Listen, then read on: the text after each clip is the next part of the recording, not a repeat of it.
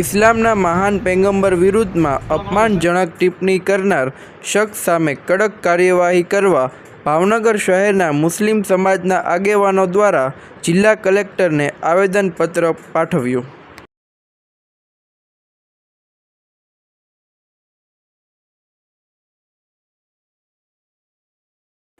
ભાવનગર શહેરના મુસ્લિમ સમાજના આગેવાનો દ્વારા આજ રોજ તારીખ 23/8/2024ને શુક્રવારના રોજ દેશના રાષ્ટ્રપતિને સંબોધિત એક વિસ્તૃત આવેદનપત્ર ભાવનગર જિલ્લાના કલેક્ટર એન.ડી. ગોવાણીને રૂબરૂમાં મળી આવેદનપત્ર પાઠવી રજૂઆત કરવામાં આવી હતી કે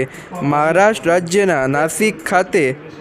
રામગીરી મહારાજે ઇસ્લામના મહાન પૈગંબર સાહેબ વિરુદ્ધમાં અપમાનજનક ટિપ્પણી કરી છે, તેને સખ્ત શબ્દોમાં વખોટી કાઢી આ મહારાજ સામે કડકમાં કડક કાર્યવાહી કરવામાં આવે તેવી માંગ કરવામાં આવી હતી। હકીકત સાહેબ એવી છે કે અમારા ઇસ્લામના મહાન પૈગંબર હજરત અહમદ મુસ્તફા મોહમ્મદ મુસ્તફા આ રજૂઆત વેળાએ ભાવનગર શહેરના મુસ્લિમ સમાજના આગેવાનો સફીભાઈ સૈયદ, કાળુભાઈ બેલીમ, સાજીદભાઈ કાઝી, રઉફભાઈ ક્લાસિક, ફરીદાબેન ઝિકરિયા, રસુલભાઈ સૈયદ, હનીફભાઈ ચૌહાણ, ઇમરાનભાઈ મોદી, ઇબ્રાહીમભાઈ લાખાણી, અલી મોહમ્મદભાઈ ખોલિયા, આરિફભાઈ ગોલ સહિતના આગેવાનો ઉપસ્થિત રહ્યા હતા અને રજૂઆતો કરવામાં આવી હતી। સૌરાષ્ટ્ર પ્રતિબિંબ ન્યૂઝ રિપોર્ટર જાહિદ ખોલિયા, ભાવનગર। મારું નામ કાળુભાઈ બેલીમ, હું ભાવનગર શહેરનો પૂર્વ નગરસેવક છું। આજરોજ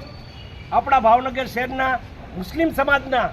આગેવાનો દ્વારા ભાવનગર જિલ્લા અધિક કલેક્ટર સાહેબને એક વિસ્તૃત આવેદનપત્ર પાઠવી રજૂઆત કરવામાં આવી છે કે તાજેતરની અંદર મહારાષ્ટ્રની અંદર નાસિકમાં એક મહારાજ સાહેબે અમારા ઇસ્લામના મહાન પૈગંબર હજરત અહમદ મુસ્તફા મોહમ્મદ મુસ્તફા સલ્લલ્લાહુ તાલા અલૈહિ વસલ્લમ વિશે અપમાનજનક જે ઉશ્કેરણીજનક જે બોલ્યા છે, ઉચ્ચારણો કર્યા છે, તેના સમગ્ર ભારત દેશમાં પડઘા પડ્યા છે। તમામ જગ્યાએ આવેદનપત્ર આપવામાં આવી રહ્યા છે અને આ મહારાજ સાહેબ સામે પગલાં ભરવામાં આવે તેવી રજૂઆતો કરવામાં આવી રહી છે, જેના ભાગરૂપે આજે ભાવનગર શહેરમાં પણ આવેદનપત્ર આપી અને રજૂઆત કરવામાં આવી છે કે જે પૈગંબર સાહેબ વિશે બોલ્યા હોય તેની સામે કડકમાં કડક પગલાં લેવામાં આવે અને જે કાયદેસરની કાર્યવાહી કરવામાં આવે તેવી જ અમારી લાગણી અને માંગણી છે।